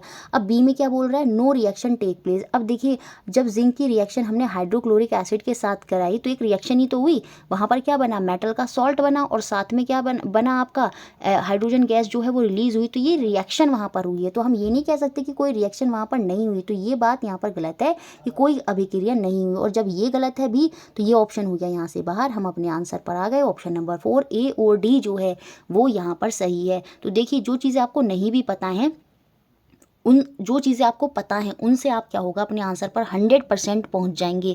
सीटेट वाले यही टेक्निक अपनाते हैं, जो चीज़ आपको पता है और जो चीज़ नहीं पता है वो भी अगर उन्होंने दी है तो आप अगर जो चीज़ आपको पता है उससे आप अपने आंसर पर 100% पहुंचेंगे। तो यहाँ पर अब हमें इससे मतलब नहीं रहा, test tube will become cold, rapid reaction will take place. तो याद रखेंगे जब मेटल की रिएक्शन एसिड के साथ होती है तो जो रिएक्शन होती है वो बहुत जल्दी हो जाती है। तो ये बात सही है, ए और डी सही है, इट मीन्स ऑप्शन 4 हमारा यहाँ पर आंसर हो गया। एक बात और याद रखेंगे, जो मेटल होते हैं वो एसिड के साथ रिएक्शन करते हैं, लेकिन यहाँ पर एक एक्सेप्शन है कॉपर का। कॉपर हाइड्रोक्लोरिक एसिड के साथ रिएक्शन नहीं करता, उसके पीछे रीज़न है क्योंकि जो कॉपर एक मेटल है, धातु है, ये बहुत ही कम रिएक्टिव होता है। ये लेस रिएक्टिव होने की वजह से ये एसिड अम्ल के साथ रिएक्शन नहीं करता। लेकिन ये सल्फ्यूरिक एसिड H2SO4 वो भी कैसा, जो वार्म होता है, जो गर्म होता है, है ना। हीटेड सल्फ्यूरिक एसिड के साथ कॉपर सल्फेट जो है, सॉरी जो कॉपर सल्फेट नहीं, कॉपर जो है वो सल्फ्यूरिक एसिड के साथ H2SO4 के साथ रिएक्शन करता है, कब, जो गर्म होता है, लेकिन हाइड्रोक्लोरिक एसिड के साथ रिएक्शन नहीं करता। ये भी NCERT में दिया है, तो प्लीज़ इसको भी आप अच्छे से याद रखेंगे। आपसे पूछेगा क्या कॉपर हाइड्रोक्लोरिक एसिड के साथ रिएक्शन करता है, स्टेटमेंट बताइए सही है या गलत, तो वो गलत होगा, वो रिएक्शन नहीं करता। लेकिन ये जो कॉपर है सल्फ्यूरिक एसिड H2SO4 के साथ यहाँ पर क्या करता है, ये यहाँ पर रिएक्शन करता है वार्म, जो वार्म सल्फ्यूरिक एसिड होगा गर्म करने पर सल्फ्यूरिक एसिड के साथ ये यहाँ पर कॉपर रिएक्शन कर जाता है। ये बात आप यहाँ पर याद रखेंगे। Next question 13, identify the following in context of digestion. पाचन के संदर्भ में निम्नलिखित को यहाँ पर हमें पहचानना है। बहुत ईजी है, डाइजेशन वाले चैप्टर से बना है, और जब आप थ्योरी में पढ़ेंगे तो ये सब चीज़ें आपको वहाँ पर मिलेंगी। Get broken into simple sugar. देखिए जो हमारे कार्बोहाइड्रेट होते हैं उसमें क्या होता है, हमारा स्टार्च होता है, और जब वो हमारे माउथ में जाती हैं तो हमारे माउथ में जो सलाइवा होता है, क्या होता है, सलाइवा होता है, जो लार होती है, और वो लार कहाँ से बनती है, सलाइवरी ग्लैंड से बनती है। और सलाइवरी ग्लैंड हमारा कैसा ग्लैंड होता है, ये जो लाला ग्रंथि होती है ये हमारी कैसा ग्लैंड, कैसी ग्रंथि होती है, ये हमारी कैसी ग्रंथि होती है, ये हमारी एक्सोक्राइन ग्रंथि होती है। बाह्य स्रावी ग्रंथि जो होती है ये एंजाइम रिलीज करते हैं, कौन सा, अमाइलेज एंजाइम जो है यहाँ पर रिलीज होता है, और वो क्या करता है, जो हमारे खाने में स्टार्च होती है उसको किस में कन्वर्ट कर देता है, शुगर में, जैसे माल्टोज जो है उसमें जो है वो उसको कन्वर्ट कर देगा। तो ए जो है यहाँ पर क्या हुआ, जो कार्बोहाइड्रेट है वो हमारी जो शर्करा है उसमें जो है विघटित हो जाती है। तो ए हमारा कार्बोहाइड्रेट है, और इसी से हम अपने आंसर पर पहुंच गए। Option number 3, get broken into glycerol. देखिए बाद में स्मॉल इंटेस्टाइन में क्या होता है, जो फैटी एसिड होते हैं, जो स्मॉल इंटेस्टाइन के अंदर होते हैं, जब क्या जाता है आपका बाइल जूस जो है, जो लीवर होता है वो आपका बाइल जूस सीक्रेट करता है, और टेम्पररी वो गैल ब्लैडर पित्ताशय में स्टोर होता है, और फैट के पाचन के समय वो जो पित्तरस है वो आपके स्मॉल इंटेस्टाइन में जाता है, और जो फैटी एसिड है उनको विघटित कर देता है, उनको ब्रेक डाउन कर देता है, किसमें, ग्लिसरॉल में। फाइनल जाकर वो जो ब्रेक डाउन हो जाते हैं वो ग्लिसरॉल में ब्रेक डाउन हो जाते हैं। और जो आपका प्रोटीन होता है याद रखेंगे वो किस में कन्वर्ट हो जाता है, वो आपका अमीनो एसिड में जो है विघटित हो जाता है। तो ऑप्शन 3 यहाँ पर हमारा आंसर हो गया। Next question 14, from following are some of suggestion to save petrol और डीजल। बहुत ईजी क्वेश्चन है, आपके दिमाग से समझ से क्वेश्चन है। Identify the incorrect one. Petrol diesel की बचत के लिए निम्नलिखित कुछ सुझाव हैं, कौन सा सही नहीं है वो हमें बताना है। यहाँ पर drive at a moderate speed as far as possible, बिल्कुल जितनी दूरी तक संभव हो मध्यम गति से चलना चाहिए। अगर आप बहुत तेज़ जाते हैं फिर ब्रेक लगाते हैं तो बहुत ज़्यादा पेट्रोल जो है वहाँ पर कंज्यूम होता है या डीजल कंज्यूम होता है। तो हमें एक मॉडरेट स्पीड में चलना चाहिए जिससे हम पेट्रोल डीजल को सेव कर सकें, बिल्कुल बात सही है। Switch off engine at red light, बिल्कुल साफ साफ दिख रहा है, जब लाल बत्ती आती है तो अपने इंजन को बंद कर देना चाहिए। ऐसा नहीं है बाइक ऑन है और आपका भैया 90 सेकंड का समय मिला है रुकने के लिए और आपने बाइक ऑन करी है, तो ये बिल्कुल बात सही है, ये भी पेट्रोल डीजल को सेव करेगी। Ensure regular maintenance of vehicle, देखिए व्हीकल की अगर हम लगातार सर्विस कराते हैं तो वो अच्छी बनी रहती है और वहाँ पर जो पेट्रोल कंजप्शन है वो कम हो जाता है। तो फर्स्ट, सेकंड और फोर्थ बिल्कुल सही देख रहे हैं। बाकी ये देखें, ensure that the tyre pressure is moderately low, देखिए जो दाब है, प्रेशर है वो लो नहीं होना चाहिए। हम हवा भरवाते हैं ना तो वो प्रेशर ही तो देखते हैं वहाँ पर कि उसमें कम तो नहीं है। अगर वो प्रेशर कम होगा तो बाइक जो भी होगी आपकी, जो भी व्हीकल होगा वो बहुत ही ज़ोर लगा के चलेगा, और जब वो ज़ोर लगा के चलेगा तो वहाँ पर पेट्रोल या डीजल का कंजप्शन ज़्यादा होगा। इस वजह से सेकंड ऑप्शन यहाँ पर निगेटिव है, जो यहाँ पर सही नहीं होगा। Next question 15, which of the following is a pair of example of tap root. बहुत आसान था, मूसला जड़ें, ये जिसमें एक मेन जड़ होती है और बाकी कैसी जड़ें होती हैं, उसमें निकली हुई होती हैं छोटी छोटी जड़ें, वो होती हैं आपकी टैप रूट, मूसलाधार जड़ें, जिसमें एग्जाम्पल होता है आपका गाजर, मूली, शलजम, ये सारे के सारे एग्जाम्पल होते हैं टैप रूट। और याद रखेंगे ये जो मूसलाधार जड़ें होती हैं इनकी जो पत्तियां होती हैं पौधों की वो कैसी होती हैं, उनमें कैसा वेनेशन होता है, कैसा शिरा विन्यास होता है, उनमें रेटिकुलेट वेनेशन होता है, जाली नुमा जो शिरा विन्यास है वो हमें देखने को मिलता है टैप रूट के केस में। अब देखिए मेज़ जो मक्का है इसकी जो जड़ें होती हैं वो गुच्छेदार जड़ें होती हैं, और जो गुच्छेदार जड़ें होती हैं वो होती है हमारी फाइब्रस रूट। कैसी रूट होती हैं, फाइब्रस रूट, और फाइब्रस रूट यहाँ पर होने की वजह से ये ऑप्शन हो गया बाहर। पटैटो, जिंजर, ये दोनों के दोनों क्या है, ये आपके मॉडिफाइड स्टेम के अंदर आ जाते हैं। किसके अंदर आ जाते हैं, मॉडिफाइड स्टेम, तने के अंदर आते हैं, तो ये आपके टैप रूट के उदाहरण नहीं होंगे। तो इसी वजह से यहाँ पर ये और ये दोनों बाहर हो गए, और यहाँ पर जो आंसर हो जाएगा वो क्या हो जाएगा आपका टर्निप जो शलजम है, और साथ में आपका टैपियोका, ये जो है दोनों एग्जाम्पल होंगे। ये टैपियोका वही है जिसे कसावा बोलते हैं हिंदी में, और इसी से क्या होता है आपका वो जो व्रत के टाइम पे खाते हैं ना क्या बोलते हैं उसे, मेरे याद नहीं आ रहा, जो साबूदाना, सॉरी साबूदाना जो होता है वो इसी टैपियोका का बना होता है। तो ये आप याद रखेंगे, शलगम, टर्निप और आपका टैपियोका, ये दोनों के दोनों उदाहरण हैं किसके, टैप रूट के। ऑप्शन 3 यहाँ पर हमारा आंसर है। Next question 16, read the following statement and choose correct option. कथन को पढ़िए, सही विकल्प तक पहुंचिए। ये क्वेश्चन पीछे भी बन चुका है और यहाँ पर देखिए थोड़ा सा घुमा के पूछा गया, मतलब पीछे इसमें थोड़ा सा अलग था और इस बार थोड़ा सा चेंज कर दिया। असर्शन क्या दिया है, presence of starch in leaves indicate the occurrence of photosynthesis. बिल्कुल, पत्तियों में स्टार्च जो होता है वो मंड तभी बनता है जब वहाँ पर प्रकाश संश्लेषण की घटना जो है होती है। तो अगर पत्तियों में स्टार्च है तो इससे हम ये कह सकते हैं कि पत्तियों ने क्या करा है, फोटोसिंथेसिस किया है। क्योंकि जो फोटोसिंथेसिस होता है इसमें 6 CO2 कार्बन डाइऑक्साइड और हम पानी लेते हैं 6 H2O, जब इनकी रिएक्शन होती है तो यहाँ पर C6H12O6 बनता है और ये क्या है हमारा ग्लूकोज, ये जो है कार्बोहाइड्रेट, क्या है आपका कार्बोहाइड्रेट यहाँ पर बनता है। और यही कार्बोहाइड्रेट जो है, अब ऐसा तो नहीं है जैसे हमें भोजन ऐसा थोड़ी है एक बार में खा लेते हैं, हम भी तो 3 टाइम में खाना खाते हैं, सेम ऐसी पत्तियाँ क्या करती हैं, कुछ तो न्यूट्रेंट जो होते हैं वो भेज देती हैं और कुछ न्यूट्रेंट्स जो कार्बोहाइड्रेट है उसको किसकी फॉर्म में स्टोर करती हैं अपने अंदर पत्तियों में, स्टार्च जो मंड होता है उस कार्बोहाइड्रेट को उस स्टार्च की फॉर्म में स्टोर कर लेती हैं। अब ये जो कार्बोहाइड्रेट है, ये जो मंड है, ये कब बना, जब फोटोसिंथेसिस हुआ। तो सीधी सी बात है, अगर पत्तियों में स्टार्च है तो वो इंडिकेट करेगा, वो दर्शाएगा क्या, कि पत्तियों में क्या हुई है, प्रकाश संश्लेषण की घटना जो है वहाँ पर हुई है।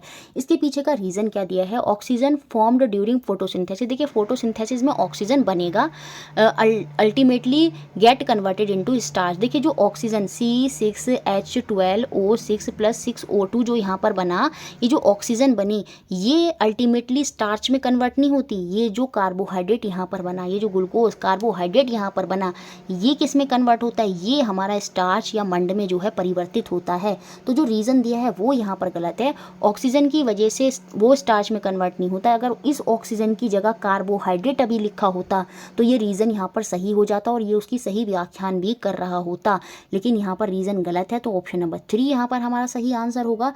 ए तो हमारा ट्रू है लेकिन आर हमारा क्या है, यहाँ पर फॉल्स है, गलत है। ऑप्शन 3 हुआ हमारा आंसर। नेक्स्ट क्वेश्चन 17, कितनी बार पता नहीं, अब ये रिपीट हो चुका है, बार बार पूछा गया हर शिफ्टों में। कौन से सत्य हैं यहाँ पर स्टेटमेंट वो हमें बताने हैं।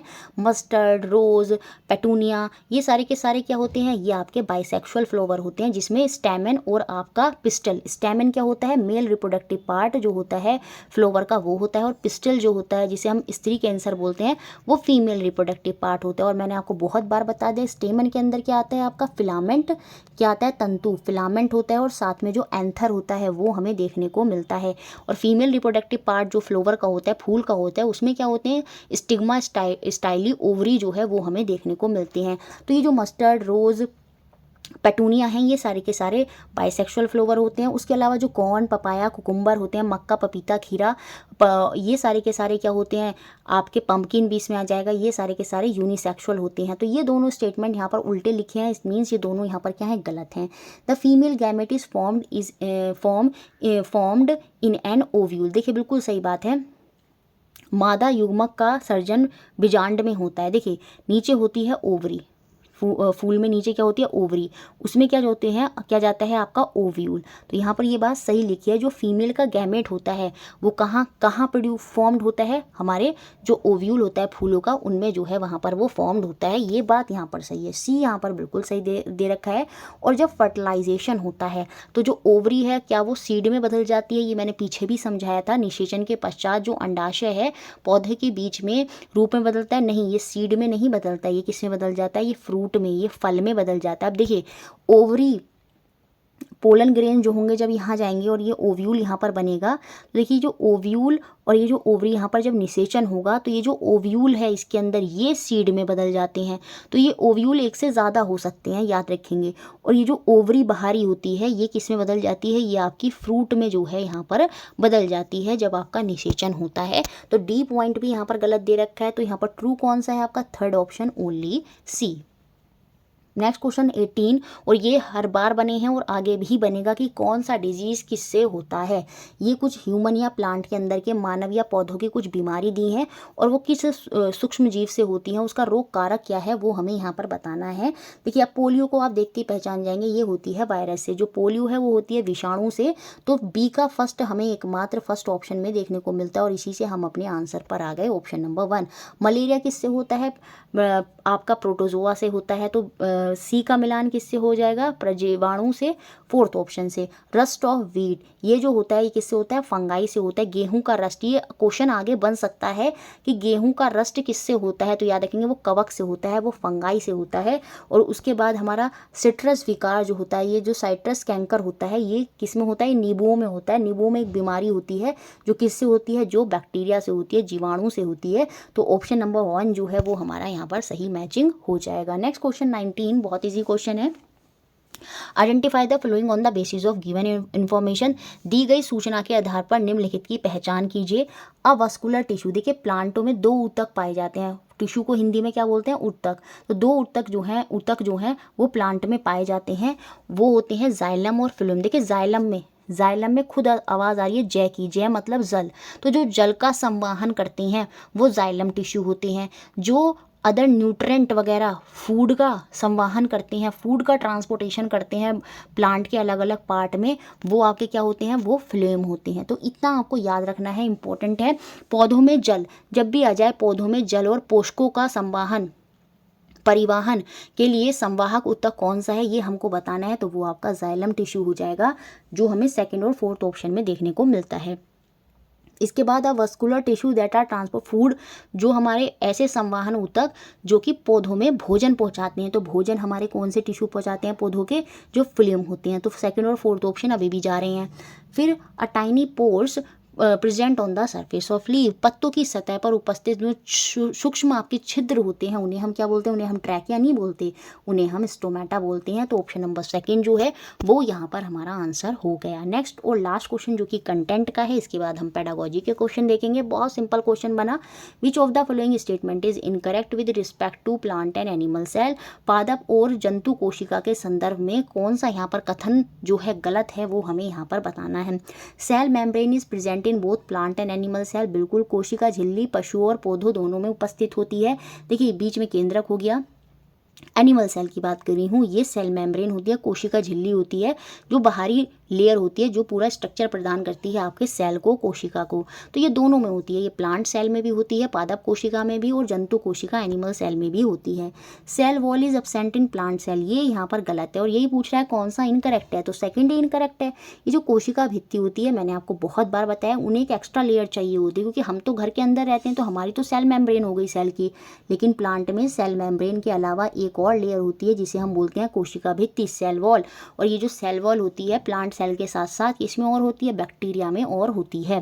तो ये एब्सेंट नहीं होती, ये प्रेजेंट होती है प्लांट सेल में, जबकि ये प्रेजेंट होती है एनिमल सेल में। बिल्कुल उल्टा करके लिख दिया गया है और इसी वजह से जो सेकंड ऑप्शन है वो हमारा यहाँ पर गलत हो जाएगा। प्लास्टिडोर जो होते हैं, ये जो लवक होते हैं, हरित लवक जिसमें क्लोरोफिल आ जाता है आपका, तो और ये और भी होते हैं जो जैसे आपने देखा होगा फूल कभी लाल रंग के वो हो गए, तो ये प्लास्टिड की वजह से होते हैं। Plastid are present in plant cell only, ये बात बिल्कुल सही है। जो लवक होते हैं ये केवल पौधों की कोशिकाओं में ही उपस्थित होते हैं, ये बात हो गई सही। साइटोप्लाज्म, ये देखिए जो सेल मेम्ब्रेन होती है और जो केंद्रक होता है उसके बीच में न्यूक्लियस होता है, उसके बीच में जेली लाइक सब्सटेंस होता है, जेली लाइक पदार्थ होता है, जिसे हम क्या बोलते हैं? कोशिकीय द्रव, और इंग्लिश में क्या बोलते हैं? साइटोप्लाज्म बोलते हैं। तो ये दोनों में होता है, ये प्लांट सेल में भी और एनिमल सेल में भी। पशु और पौधों की जो कोशिकाएं होती हैं उनमें कोशिकीय द्रव जो है वो उपस्थित होता है, ये बात भी सही है। तो सेकंड पॉइंट ही यहाँ पर गलत है। इस तरह से हमने कंटेंट के क्वेश्चन देखे। अब हम पेडागोजी के क्वेश्चन आगे देखेंगे। अगर आपको नोट्स चाहिए सीटेट साइंस पेपर 2 के लिए, बाइलिंगुअल नोट्स, साइंस के बिल्कुल बेहतरीन नोट्स हैं, पूरा अच्छे से डीपली अगर आप उनको पढ़ते हैं तो आप बहुत ही बेहतरीन स्कोर जो है आप डेफिनेटली साइंस में करेंगे।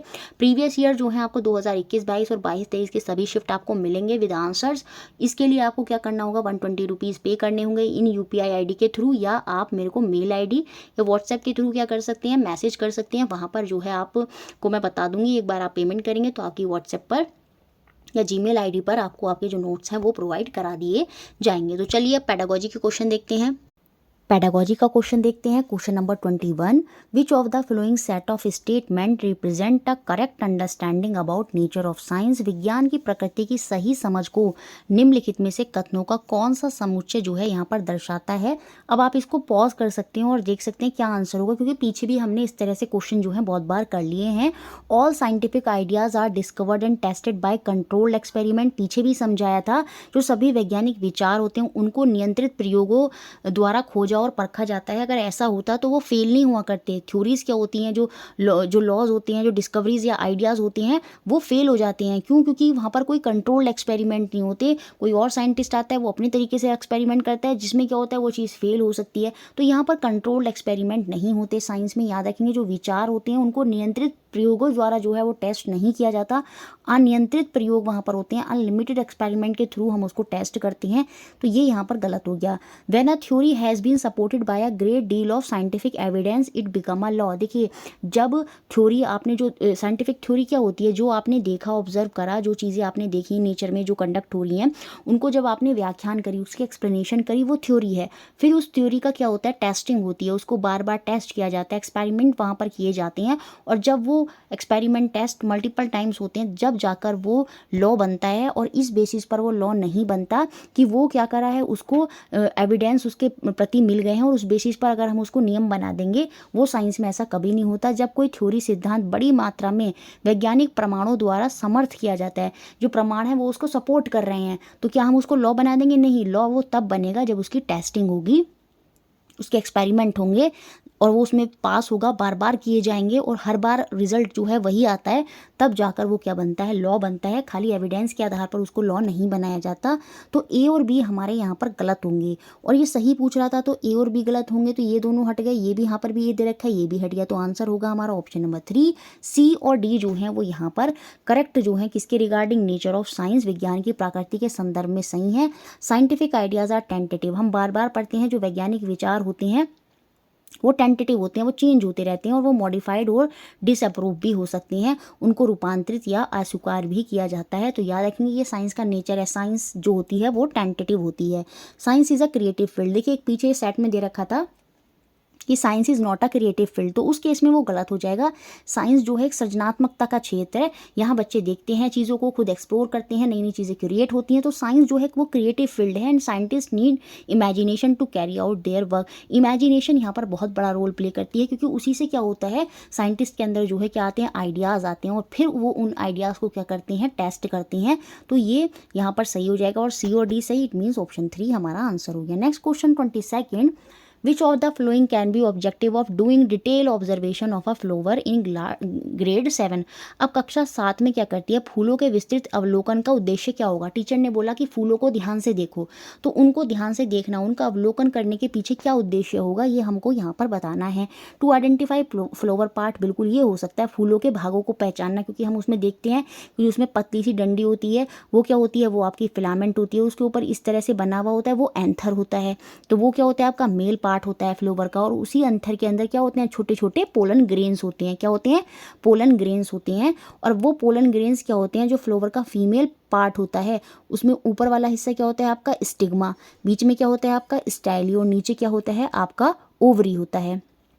तो ये जो पोलन ग्रेन्स होते हैं ये या तो अपने ही फूल के किस में चले जाते हैं, स्टिग्मा में चले जाते हैं, या फिर किसी दूसरे फूल के उड़कर भी जा सकते हैं, उड़कर किसी दूसरे फूल के स्टिग्मा में चले जाएंगे, जो कि फीमेल पार्ट होगा।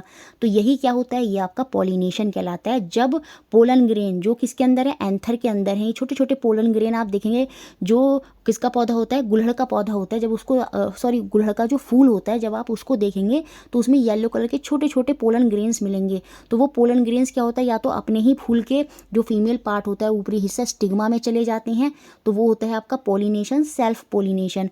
और जब वो किसी और दूसरे फूल पर उड़कर चले जाते हैं तो वो होता है क्रॉस पॉलिनेशन। ठीक है, तो ये सारी चीज़ें आइडेंटिफाई करने के रिगार्डिंग ये टीचर ने बोला है कि उसको देखो, तो ये बात बिल्कुल सही है।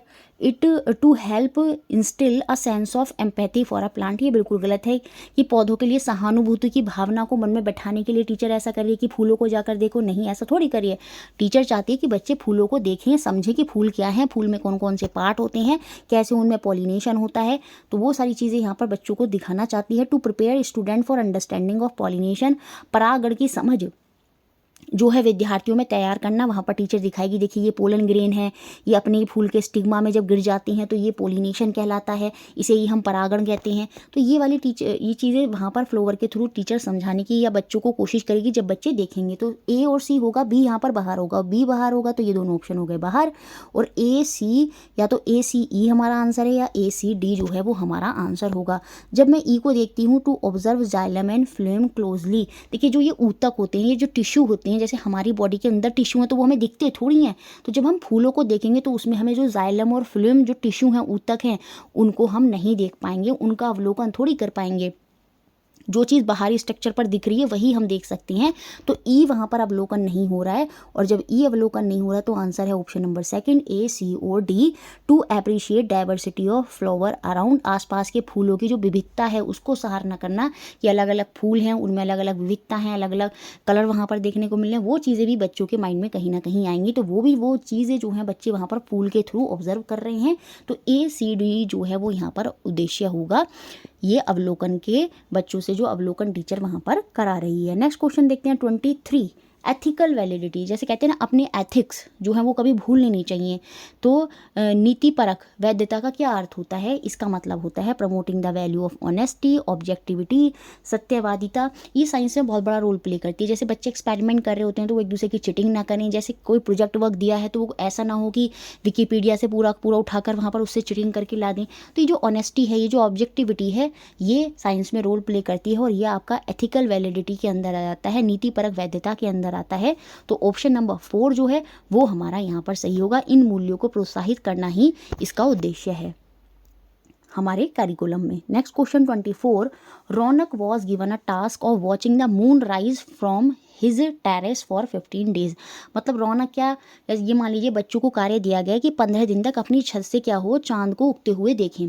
Identify the correct inference made by the Raunak based on his observation. अब 15 दिन तक रौनक ने क्या करा होगा, चांद को देखा होगा रात में, तो उसके आधार पर उसने क्या अवलोकन किया करा होगा, क्या जो अवलोकन के माध्यम से जो उसने निष्कर्ष निकाले होंगे वो हमें यहाँ पर बताने हैं। Moon rises from east always after sunset, ऐसा बिल्कुल नहीं होता। ये हम देखते हैं क्या सूर्यास्त के पश्चात जो है चांद हमेशा पूरब से निकलता है, ऐसा थोड़ी होता है, चांद थोड़ी पूरब से निकलता है। तो ये यहाँ पर उसकी गलत है, ये इन्फ्रेंस उसने नहीं किया होगा। और हमें सही इन्फ्रेंस, जो सही निष्कर्ष हैं वो बताने हैं।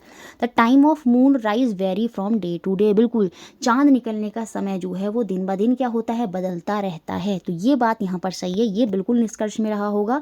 The size of the illuminated part, जो हमें दिख नहीं रहा है, इल्यूमिनेटेड पार्ट कौन सा होता है, जो हमें दिखता नहीं है। तो the size of illuminated part of the moon visible from the earth increasing after new moon day. देखिए जब अमावस्या की रात आती है उसके बाद से हमें जो चंद्रमा है वो बड़ा दिखने लगता है। तो ये जो इन्फ्रेंस उसने निकाला ये सही है। अमावस के पश्चात जो पृथ्वी से दिखाई पड़ने वाला चांद है उसका जो प्रदीप्त भाग है उसका आकार जो है वहाँ पर बढ़ने लगता है। तो ये बात भी यहाँ पर सही हो गई, सी जो है यहाँ पर सही है और बी भी यहाँ पर सही है। ये दोनों इन्फ्रेंस रहे होंगे। Earth block sunlight which result in phases of moon, पहली बात तो ये उसको वहाँ पर दिख ही नहीं रहा होगा, तो ये ऑब्जर्वेशन उसने वहाँ पर नहीं की होगी। ये जो फेसेस ऑफ मून होते हैं ये किसकी वजह से होते हैं, ये रिवॉल्यूशन, जो परिक्रमण काल जो मून कर रहा है अर्थ के आर ओर, revolution of moon around the earth, उसकी वजह से ये फेसेस ऑफ मून होते हैं। मून की जो कलाएँ होती हैं वो पृथ्वी सूर्य के प्रकाश को बाधित करती है, इस वजह से होती है नहीं, ये किस वजह से होती है, जो मून है वो जो परिक्रमण कर रहा है पृथ्वी के इर्द गिर्द उसकी वजह से फेसेस ऑफ मून होती हैं। तो डी भी यहाँ पर गलत है। तो कौन से इन्फ्रेंस रौनक ने अपनी ऑब्जर्वेशन में किए होंगे, बी और सी जो इन्फ्रेंस हैं वो यहाँ पर निकले होंगे, वो निष्कर्ष यहाँ पर निकले होंगे। तो ऑप्शन नंबर सेकंड जो है वो मेरा यहाँ पर आंसर हो जाएगा। Next question 25, Tahreem want to identify conceptual gap in understanding of a topic in her learner of grade 7th। ये जो तहरीम है कक्षा 7 के अपने शिक्षार्थियों में एक विषय की समझ की संप्रति रिक्तियों की पहचान करना चाहती है। विच of the following strategy is best suited for, निम्नलिखित में से कौन सी योजना इसके लिए सर्वदा उपयुक्त होगी। तो कॉन्सेप्चुअल गैप को देखने के लिए जो बेस्ट मेथड होगा वो होगा यूजिंग कॉन्सेप्ट मैप, संकल्पना मानचित्रों का प्रयोग। जैसे मैंने आपको बताया था एक प्रैक्टिस सेट में, जैसे यहाँ पर प्लांट बना दिया एग्जाम्पल के लिए, तो प्लांट के यहाँ पर ये प्लांट गिव्स क्या, प्लांट गिव्स ऑक्सीजन, प्लांट को फोटोसिंथेसिस कैसे होती है, सन से। तो इस तरह से जब ऐसे रिलेट करते हुए कॉन्सेप्ट के मतलब अलग अलग रिलेशन के साथ पूरा डायग्राम दिखाया जाता है, तो उसमें जो बच्चों का गैप होता है, जो चीज़ें बच्चों को समझ में नहीं आ रही, जैसे बच्चे को ये तो पता है कि प्लांट ऑक्सीजन देते हैं या प्लांट जो है कार्बन डाइऑक्साइड लेते हैं, लेकिन ये पूरा प्रोसेस होता कैसे है, तो वहाँ पर सनलाइट भी दिखा दिया, तो उससे उसका रिलेशन हो गया। तो जो गैप था वो मानचित्र के थ्रू क्या हो गया, वो जो उसकी अंडरस्टैंडिंग उसके नहीं थी, वो जो कॉन्सेप्ट को रिगार्डिंग उसके बीच में गैप था, उसको कुछ चीज़ें समझ में नहीं आ रही, जब हमने कॉन्सेप्ट मैप यूज़ करा, सारी चीज़ों को एक साथ रिलेट करा, तो वो चीज़ें उसकी समझ में आ जाएंगी। तो बेस्ट यहाँ पर क्या होगा, यूजिंग कॉन्सेप्ट मैप, संकल्पना मानचित्र जो है हम उसका प्रयोग करेंगे इस दुविधा को दूर करने के लिए। तो ऑप्शन नंबर सेकेंड यहाँ पर आंसर होगा। नेक्स्ट क्वेश्चन देखते हैं, क्वेश्चन नंबर 26 जो हमारे एग्जाम में बना। Which of the following are some of the views on open book question for assessment, आकलन के लिए खुली पुस्तक प्रश्नों पर निम्नलिखित मत हैं और इनमें से हमें जो सही व्यू हैं वो हमें यहाँ पर बताने हैं। देखिए आकलन के लिए जो ओपन बुक क्वेश्चन होते हैं उसमें क्या होता है, बच्चे अपने आइडियाज़, अपने जो भी विचार हैं वो खुद से बताते हैं, मल्टीपल थॉट्स वहाँ पर बच्चे जो हैं अपने प्रेजेंट करते हैं, क्योंकि वहाँ पर जो क्वेश्चन होते हैं वो ये होते हैं अगर ऐसा कर दिया जाए, अगर ऐसा होता, तो ये सारी चीज़ें जो होती हैं ये ओपन बुक क्वेश्चन में आती हैं और ये आकलन में बहुत बड़ा रोल प्ले करता है। तो इसके रिगार्डिंग हमें सेलेक्ट करने हैं that align with the spirit of open book question, खुली पुस्तक प्रश्नों के भाव के साथ पंक्तिबद्ध मतों का यहाँ पर हमें चुनाव करना है। ये क्या करते हैं, ये जो बुक ओपन बुक क्वेश्चन होते हैं, it encourage all student to read all book thoroughly and memorise them. देखिए मेमोराइज जैसा इसमें कुछ नहीं होता, क्योंकि यहाँ पर बच्चे अपने आइडियाज़ जो हैं वो प्रेजेंट करते हैं, अपने आप को एक्सप्लोर करते हैं, तो मेमोरी जैसा यहाँ पर नहीं होगा। ए हमारा गलत होगा, तो जब ए गलत होगा ये दोनों ऑप्शन हो गए यहाँ से बाहर। It reduce fear of assessment in student, यह विद्यार्थियों में आकलन के भय को कम कर देता है। बिल्कुल, देखिए जो दो तरह के आकलन हो सकती हैं, या तो टीचर क्या कर रहा है डायरेक्ट क्वेश्चन पूछ रहा है, क्लोज एंडेड है वहाँ पर, तो बच्चा वहाँ पर डर जाएगा और वो सही से अपने आप को प्रेजेंट नहीं कर पाएगा। लेकिन जब ओपन बुक क्वेश्चन होगा जहाँ पर ये होगा कि अच्छा बताइए इस तरह से कर दिया जाए, तो बच्चे को ये लगेगा टीचर एग्जैक्ट आंसर नहीं चाह रहा, मेरे मन में जो आइडिया है अगर मैं वो भी बता दूंगा तो टीचर वहाँ पर मुझसे सेटिस्फाई हो जाएगा। तो जो आकलन का डर है बच्चों में वो कहीं ना कहीं यहाँ पर खत्म होता है। तो बी तो बिल्कुल सही है, और जब बी सही है तो ये तीनों ऑप्शन यहाँ से ए और ये दो ऑप्शन तो पहले ही बाहर हो गए थे, फोर्थ ऑप्शन भी यहाँ से बाहर हो गया। तो आंसर हो गया हमारा ऑप्शन नंबर सेकंड, बी और सी। देखिए इस तरह से मैंने दो ऑप्शन से ही अपने आंसर जो है वो वहाँ तक मैं पहुँच गई, और ये टेक्निक आपको अपनानी होगी। क्यों? क्योंकि एग्जाम में टाइम कम होता है और साइंस के क्वेश्चन जो हैं वो लेंदी होते हैं। सी पॉइंट देखूँ, it gives full opportunity to student to explore the book, बिल्कुल यह विद्यार्थियों को अवसर देते हैं कि वो क्या कर सकें, पुस्तक का अन्वेषण कर सकें, उसको एक्सप्लोर कर सकें। ओपन बुक में ऐसा होता है। तो सी सही हो गया, बी और सी सही, it means option second answer. यहाँ पर अगर ये डजंट नॉट लिखा होता तब ये सही हो जाता, मतलब ये लिखा होता इट डज, यहाँ पर लेकिन बोल क्या रहा है, इट डजंट हेल्प, ये हेल्प नहीं करता to gauge the conceptual understanding of student. देखिए जब बच्चे अपने आइडियाज़, अपने थॉट्स प्रेजेंट करते हैं तो कहीं ना कहीं कॉन्सेप्चुअल अंडरस्टैंडिंग जो है वहाँ पर देखने को मिलती है। यह विद्यार्थियों की संकल्पनात्मक समझ को मापने में सहायता करता है, और यहाँ पर ये लिख रहा है सहायता नहीं करता, इस वजह से ये डी भी गलत है। क्योंकि जब बच्चे अपने आइडियाज़ थॉट प्रेजेंट करते हैं तो जो उनकी संकल्पनात्मक समझ है, कॉन्सेप्चुअल अंडरस्टैंडिंग है, उसका आकलन, उसका जो आकलन है, असेसमेंट है, वो टीचर वहाँ पर कर पाएगा। तो डी जो है इस वजह से यहाँ पर गलत हुआ, बी और सी सही, इट मीन्स ऑप्शन सेकंड हमारा आंसर। Next question 27। देखिए ये क्वेश्चन बहुत ईजी है, पिछले पेपर में भी ये क्वेश्चन था आपका, वहाँ पर ये क्वेश्चन ऐसे करके पूछा गया था कि जो साइंस की बुक में साइड में कॉलम्स में जो स्टोरीज लिखी होती हैं उसके पीछे का उद्देश्य क्या है। अब इस क्वेश्चन में क्या करा, इस पूरी जो स्टोरी है उसको यहाँ पर दे दिया गया। तो ये जो स्टोरीज साइंस की बुक में ऐड करी जाती हैं कि जैसे कैसे डिस्कवरी हुई सिल्क की, और पिछली बारे में क्या था कि जो स्टमक के फंक्शन हैं वो कैसे डिस्कवर हुए, तो वो सारी चीज़ें ये जो स्टोरी के थ्रू दी जाती हैं इनके पीछे का उद्देश्य क्या है, यही हमसे पूछ रहा है। What are the objective of science teaching learning that are fulfilled by including the above in the text book. तो विज्ञान के अध्यापन अधिगम में कौन से उद्देश्य हैं जिनकी पूर्ति उपरोक्त के पाठ्य पुस्तक में समावेशन के साथ हो रही है। पाठ्य पुस्तक में एक स्टोरी दी गई है कि रेशम की खोज कैसे हुई, रेशम की खोज का सटीक समय संभवतः अज्ञात है, कि इसकी एग्जैक्ट सटीक जो इसकी खोज कब हुई ये अभी तक किसी को पता नहीं है, अज्ञात है।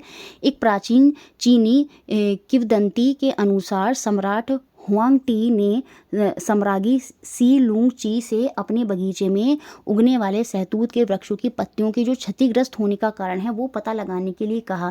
मतलब जो सम्राट था हुआंग टी, उसने अपने एक सम्राज्ञी सी लुंग टी से ये कहा कि जो बगीचे में सहतूत के पौधे हैं उनकी जो पत्तियां हैं वो ख़राब क्यों हो रही हैं, इनके कारण का पता लगाओ। तो सम्राज्ञी ने यह पाया कि जो सफ़ेद कृमि है सहतूत की पत्तियों को खा रहे हैं। जो सफ़ेद कृमि है, जो सफ़ेद कीड़ा है, वो क्या कर रहा है, वो शहतूत की पत्तियों को खा रहा है। उन्होंने यह भी देखा ये जो कृमि है अपने इर्द गिर्द चमकदार कोकून जो है उसको बुन रहे थे।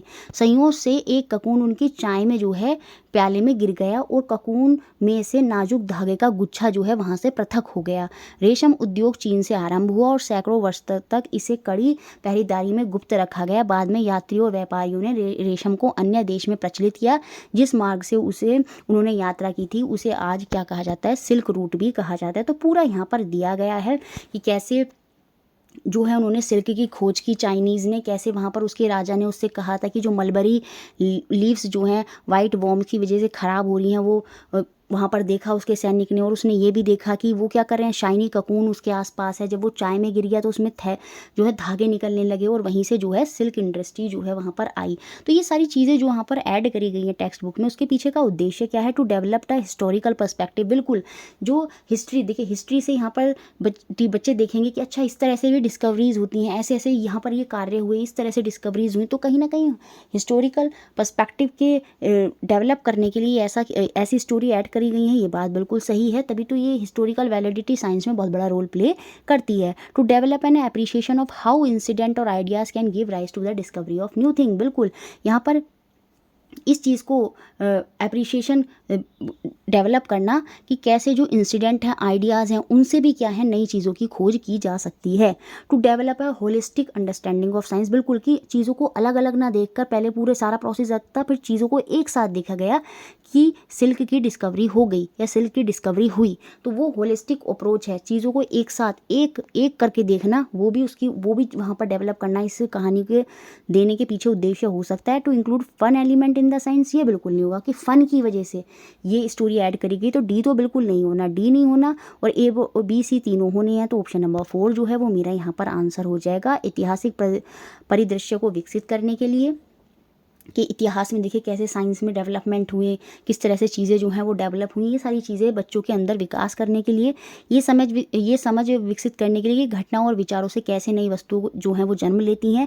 विज्ञान की जो है समग्र समझ को विकसित करने के लिए, पूरी समग्र समझ एक साथ साइंस को जोड़ने के लिए, मतलब कैसे चीज़ें टूट टूट के एक साथ जहाँ वो जो है एक डिस्कवरी वहाँ पर हुई, तो वो जो समग्रता है उसको विकसित करने के लिए भी ये स्टोरी ऐड करी गई है। बाकी आनंदमय तत्वों को सम्मिलित करने के लिए नहीं होगा। तो ऑप्शन नंबर 4 यहाँ पर आंसर हुआ। Next question 28, A grade 7 teacher organized a debate on a topic of destruction of animal habitat due to the encroachment in her classroom. What is not the purpose of having these kind of activities? एक कक्षा 7वीं श्रेणी की शिक्षिका क्या करती है, अतिक्रमण जो पेड़ों की कटाई होती है, सॉरी पेट नहीं पेड़, जो पेड़ों की कटाई होती है, अतिक्रमण के कारण जो वन्य जीवों की प्राकृतिक वास है उसका विध्वंस हो रहा है, उसका डिस्ट्रक्शन हो रहा है के विषय पर वाद विवाद पर अपनी कक्षा में आयोजन कराती है। इसके रिगार्डिंग वो क्या करती है, डिबेट जो है क्लास में जो है ऑर्गेनाइज कराती है। तो what is not the purpose of having this kind of activities, तो कौन सा इस प्रकार की गतिविधियों को करने का उद्देश्य नहीं है, ये हमको बताना। देखिए डिबेट में क्या होता है, बच्चे निगेटिव पॉजिटिव पॉइंट सब देते हैं, तो अलग अलग थॉट जो हैं वहाँ पर हमें बच्चों के देखने को मिलते हैं डिबेट के through. Help in arriving at one correct opinion about the problem of encroachment. देखिए यहाँ पर ये टीचर का उद्देश्य नहीं है, टीचर यहाँ पर क्या करनी है, बच्चों के आइडियाज़ जानना चाहती है। जो डिबेट होती है उसमें एक कंक्लूजन नहीं आता, डिबेट क्या होती है, बहस होती है। बहस में जो है पॉजिटिव पॉइंट भी आते हैं, नेगेटिव पॉइंट भी आते हैं। तो यहाँ पर अतिक्रमण की समस्या के संबंध में एक सही मत पर पहुँचने में सहायता करना नहीं, एक सही मत पर यहाँ पर नहीं पहुँचना। इस एक्टिविटी ये तो टीचर क्या कर सकती थी, क्लास में नॉर्मल डिस्कशन के थ्रू भी जो है सही मत तक पहुँच सकती थी। डिबेट ऑर्गेनाइज करने के पीछे का उद्देश्य ये नहीं होगा। इसके पीछे का उद्देश्य जो है वो तीनों यहाँ पर होंगे। Encourage children to put for their views without fear of criticism, बिना आलोचना के बहसे बच्चों को अपने विचारों को आगे रखने के लिए प्रोत्साहित करना, बिल्कुल ये चीज़ यहाँ पर इसी वजह से डिबेट हो रही है।